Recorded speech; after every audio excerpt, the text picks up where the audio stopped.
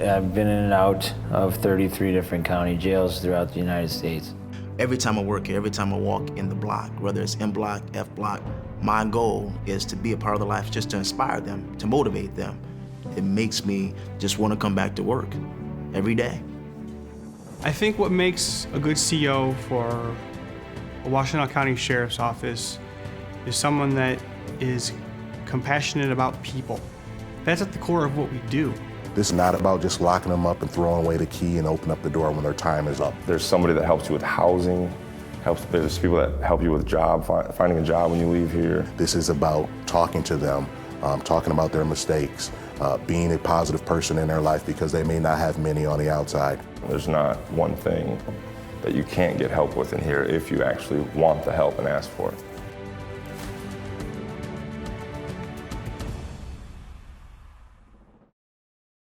Hello, my name is Jerry Clayton, your Washtenaw County Sheriff. In this episode of Beyond the Badge, we will give you an in-depth view of the Corrections Division of the Washtenaw County Sheriff's Office. So this episode is more than just a jail tour.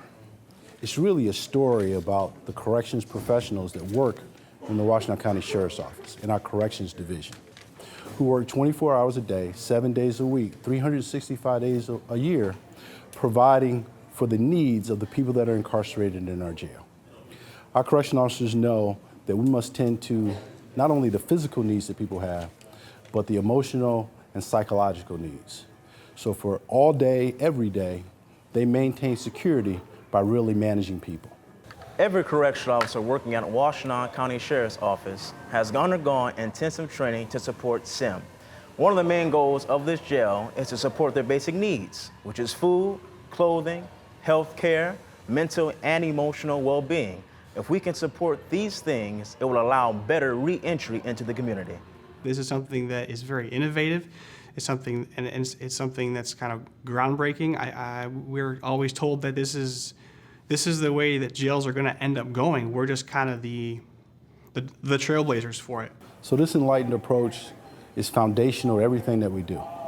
All of our operations in our correctional facilities, our policy, our training, and staff behavior is really grounded in a basic assumption that if we manage inmate behavior, if we provide for basic needs and put in place the practices and behaviors and policies that support those basic needs, lay out expectations and help people meet those expectations, we can successfully run a safe, secure, clean, quiet facility.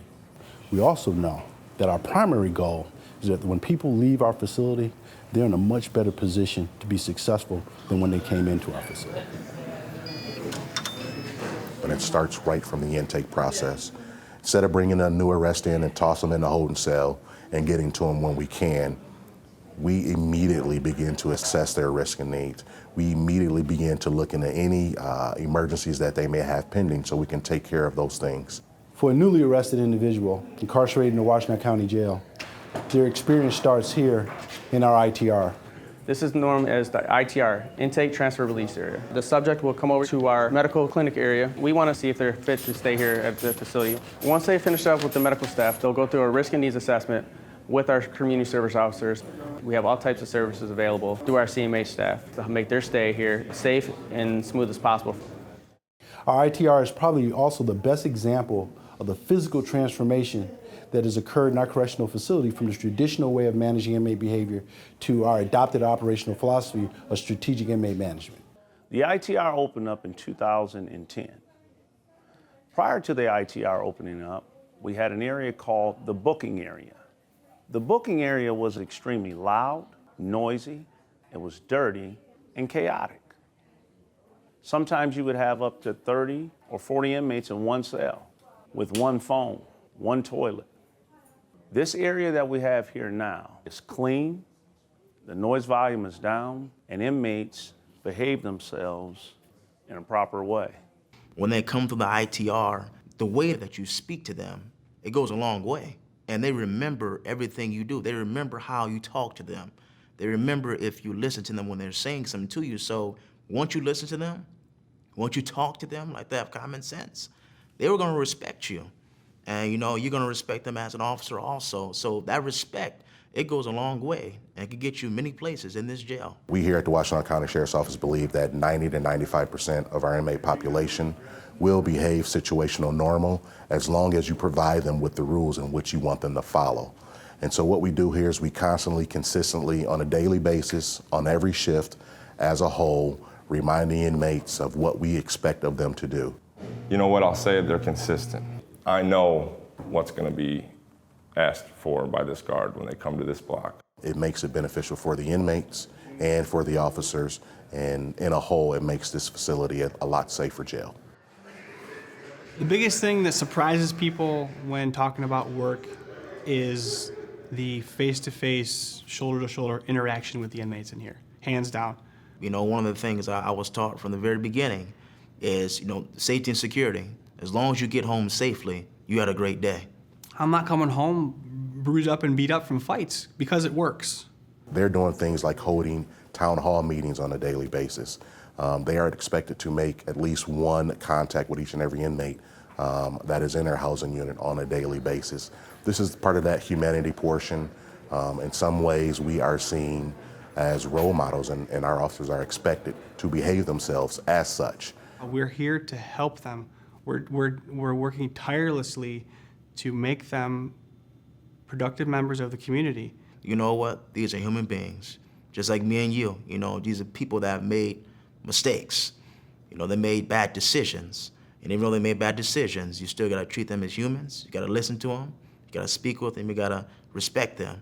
And you gotta inspire and motivate them day to day. So there is an old saying that says that idle hands is the devil's workshop. So one of the things we try to do around here is keep the inmates occupied. We have inmate recreation. Some of the housing units have a half-court basketball court within. But we also, when you talk about being successful and you talk about reentry back into the community, is we try to set them up with different programming. If you have troubles with alcohol, we have AA classes or NA for people that struggle with drug addiction. The availability of things is vast. They take the cake when it comes to aftercare stuff. Get them on the right path, get their foot in the door to be a contributing member of society. We wholeheartedly believe that if we do this and we do it appropriately, this is something that will ultimately set them up for success. And a large part of this is keeping our inmates connected to their families, which is their support system on the outside. So one of the biggest, most joyful, and most looked forward events that we have here is the annual holiday celebration. Here, families are invited in for relaxing, festive reunions in which we try to provide an opportunity for family relationships to be fostered and strengthened, where inmates are reminded of the life they're working so hard to regain. And so when they come in, they're in one state. What we're trying to do is push them out as a better person and hopefully stop or at least lower the recidivism rate here in Washtenaw County. I'm proud of the work that I do. I'm very proud of the work that I do. It's the reason I'm proud of it is because, like I said, it allows me to come in here to motivate people, to inspire them, to see them do better, and just to see their progression from day to day. And that is rewarding to me, and I love my job.